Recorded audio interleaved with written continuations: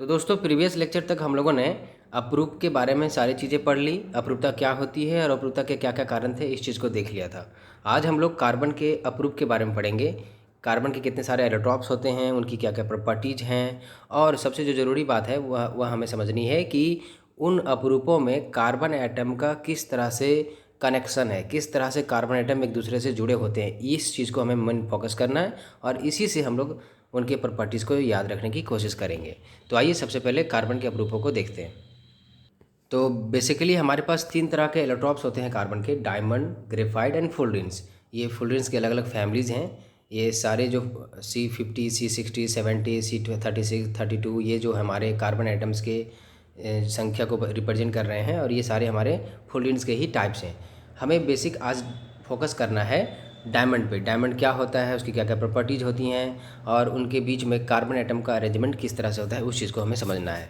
तो आइए डायमंड के बारे में सारी चीज़ें को समझने की कोशिश करते हैं। ये हमारा डायमंड का स्ट्रक्चर है। डायमंड जो है वो कार्बन का पहला अपरूप है। अब इस स्ट्रक्चर को ध्यान से देखेंगे तो जितने भी हमारे काले डॉट हैं वो कार्बन एटम को रिप्रेजेंट कर रहे हैं, सारे के सारे हमारे कार्बन एटम को रिप्रेजेंट कर रहे हैं।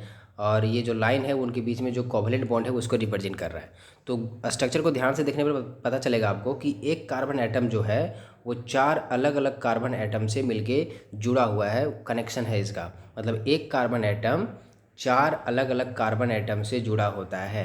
1, 2, 3 and 4। 1 carbon, second carbon, third carbon and 4 carbon, 4 अलग अलग कार्बन एटम से जुड़ा होता है।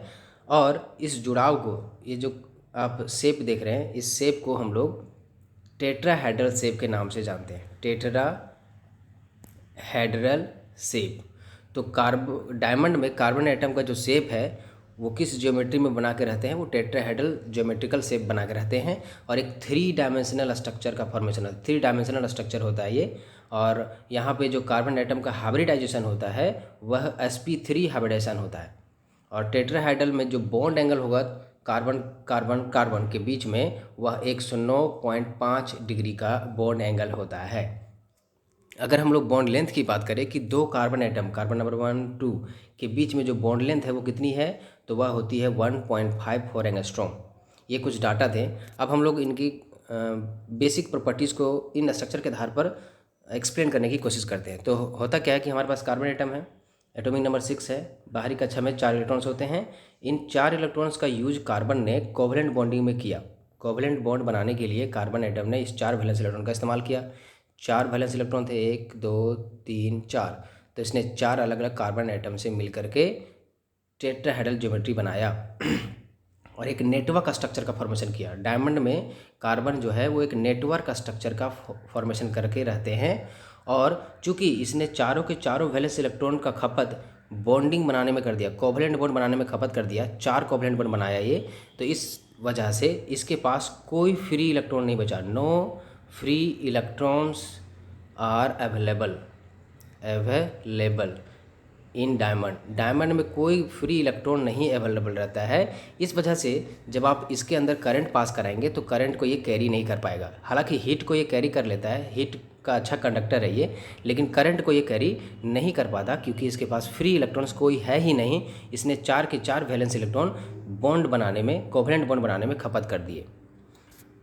तो ये 3D स्ट्रक्चर हुआ हमारा, 3 डायमेंशनल स्ट्रक्चर है। नेटवर्क स्ट्रक्चर भी इसे बोल सकते हैं। कोई फ्री इलेक्ट्रॉन नहीं है जिसकी वजह से ये हमारा बेड कंडक्टर होता है इलेक्ट्रिसिटी का। और जो बॉन्ड एंगल है वो 109.5 डिग्री का है, और जो बॉन्ड लेंथ है वो 1.54 एंगस्ट्रॉम होता है। चूँकि यहाँ पे क्लोज पैकिंग हो रही है और काफ़ी ज़्यादा मात्रा में कोवलेंट बॉन्ड है, बहुत अधिक मात्रा में कोवलेंट बॉन्डिंग है, क्लोज पैकिंग हो रही है, 3 डायमेंशनल स्ट्रक्चर का फॉर्मेशन हो रहा है। इस वजह से इसकी जो मेल्टिंग पॉइंट है वो काफ़ी हाई होती है, लगभग 3600 डिग्री सेल्सियस इसका मेल्टिंग पॉइंट होता है। और डेंसिटी काफ़ी क्लोज पैकिंग होने की वजह से काफ़ी ज़्यादा डेंसिटी होती है। वाटर से इसकी डेंसिटी कहीं गुना ज़्यादा है, मतलब बहुत ही ज़्यादा डेंसिटी ये अपने आप को पोजेस करता है। तो ये सारी जो एक्सप्लेनेशन है वो स्ट्रक्चर के आधार पर ही आप दे रहे हैं। स्ट्रक्चर काफ़ी क्लोज पैकिंग दिखा रहा है इसलिए डेंसिटी हाई गई, काफ़ी कोवलेंट बॉन्डिंग है, काफ़ी क्लोज पैकिंग है, मजबूत बंधन बन रही है, तो इस वजह से मेल्टिंग पॉइंट भी बहुत हाई हो रहा है। कोई फ्री इलेक्ट्रॉन नहीं है इसलिए ये बेड कंडक्टर होता है। तो ये हमारा समराइज्ड फॉर्म में लिखा हुआ है सारा, आप देख सकते हैं। सबसे ज़रूरी बात आपको सीखनी है कि डायमंड में एक कार्बन एटम 4 अलग अलग कार्बन एटम से टेट्राहेड्रल मैनर में, मतलब कुछ इस तरह से जुड़ा होता है। एक कार्बन एटम 4 अलग अलग कार्बन एटम से जुड़ा होता है। फिर ये जो कार्बन है वो 4 अलग अलग कार्बन एटम से जुड़ा होगा। एक तो ये ऑलरेडी जुड़ा है, 3 से जुड़ेगा। फिर ये भी कार्बन एटम 4 कार्बन एटम से जुड़ा होगा। तो इस तरह से एक नेटवर्क सॉलिड का फॉर्मेशन होता है। बहुत ही जाली नुमा स्ट्रक्चर का फॉर्मेशन होगा, काफ़ी कॉम्पैक्ट स्ट्रक्चर होगा, जिसकी वजह से क्या होगी, इसकी डेंसिटी भी बढ़ जाएगी और मेल्टिंग पॉइंट भी काफ़ी बढ़ जाएगी। कोई फ्री इलेक्ट्रॉन नहीं रहने की वजह से इससे करंट पास नहीं होता है। ये नॉन एरोमेटिक नेचर का होता है, जबकि इसका जो दूसरा और तीसरा जो एलोट्रॉप्स है, ग्रेफाइट और फ्लोरीन, वो एरोमेटिक नेचर के होते हैं। 3 डायमेंशनल स्ट्रक्चर का फॉर्मेशन होता है। नेटवर्क स्ट्रक्चर इसे हम लोग कह सकते हैं। sp3 हाइब्रिडेशन होता है कार्बन एटम का, और जो बॉन्ड एंगल है वो 109.5 डिग्री होता है। और 2 एडिशनल इन्फॉर्मेशन मैं आपको दे रहा हूँ यहाँ पे। अगर आप डायमंड से ग्रेफाइट की तरफ जाएंगे तो चूँकि डायमंड हमारा नॉन एरोमेटिक है और आप जा रहे हैं एरोमेटिक की तरफ, तो ये एक स्पॉन्टेनियस प्रोसेस होगा। इसमें अपने आप हीट निकलेगी, क्योंकि एरोमेटिक कंपाउंड जो होते हैं वो नॉन एरोमेटिक कंपाउंड से ज़्यादा स्टेबल होते हैं। तो वहाँ पे इनकी एनर्जी ऑब्वियस है कि लो हो जाएगी, और इनकी एनर्जी हाई होती है तो ये अपना एक्स्ट्रा एनर्जी लूज करके वो स्टेबल स्टेट में आना चाहेंगे। इस वजह से जो डेल्टा एच होगा वो नेगेटिव आएगा। और जो अगर इसका रिवर्स केस ले ले, ग्रेफाइट से डायमंड में जाना चाहते हैं तो हमें ग्रेफाइट को काफ़ी ज़्यादा हीट देना पड़ेगा, लार्ज अमाउंट में हीट सप्लाई करनी पड़ेगी, काफ़ी हाई प्रेशर देना पड़ेगा, तब जा करके हमारा ग्रेफाइट डायमंड में कन्वर्ट होगा और वहाँ पे डेल्टा एच पॉजिटिव होता है।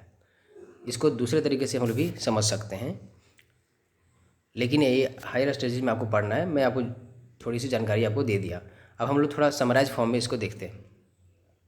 तो पहला जो हमारा नेचर देखा हम लोगों ने, प्रॉपर्टी देखा, वह देखा कि ये हार्डेस्ट नेचुरली ऑकरिंग सब्सटेंस है, कलरलेस ट्रांसपेरेंट होता है, लेकिन थोड़ा ब्रिटल होता है।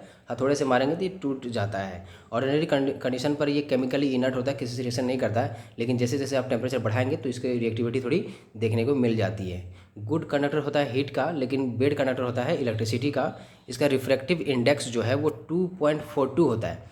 रिफ्रैक्टिव इंडेक्स 2.42 होने का मतलब हुआ कि इसके अंदर जो वेलोसिटी ऑफ लाइट है वो velocity of light in air के कंपैरिजन में 2.42 गुना कम होती है।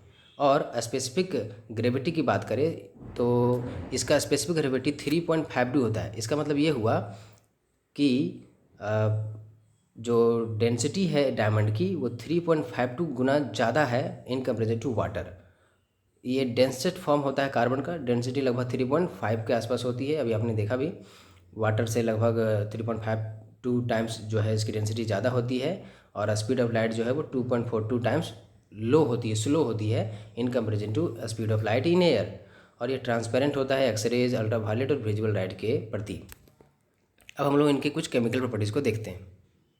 तो सबसे जो पहला केमिकल प्रॉपर्टी है, आपको देखने को मिलेगा कि जब आप डायमंड को अर्थात कार्बन को, जो कि कार्बन का ये एक एलोट्रोप है, तो उसे जब ऑक्सीजन के प्रेजेंस में आप हीट करेंगे लगभग 800 डिग्री सेल्सियस पर, वो पूरी तरह से CO2 में कन्वर्ट हो जाएगा। किसी तरह का आपको राख देखने को नहीं मिलेगा। No ash will form, no ash will form, क्योंकि ये purest form of diamond carbon है।